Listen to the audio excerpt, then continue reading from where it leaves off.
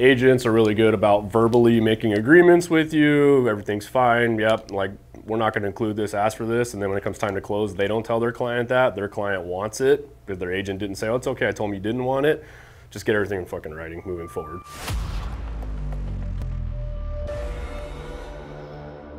Biggest one was on this one, hot water heater wasn't included, or soft water softener wasn't included, and it could be a refrigerator, it could be washer, dryer, it could be whatever it is that's not included in the house that the seller wants to keep.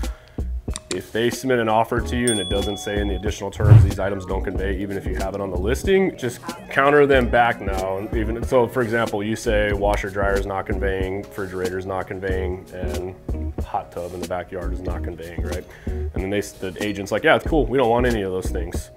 No problem at all. And they submit an offer to you guys and it doesn't have that itemized out in the additional terms.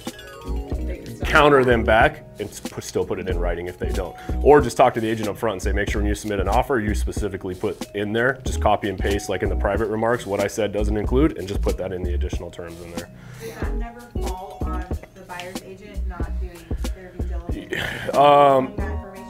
This is kind of like twofold. So for example, this is one of those things where I had this happen to me where we had a house that the fridge was not included, didn't say it was going to be included. Agent asked for it in the initial offer.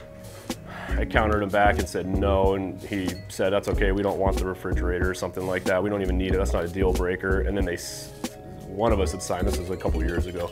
Came time to close and the buyer was like, where's the fridge at? And it specifically said in the listing it wasn't included.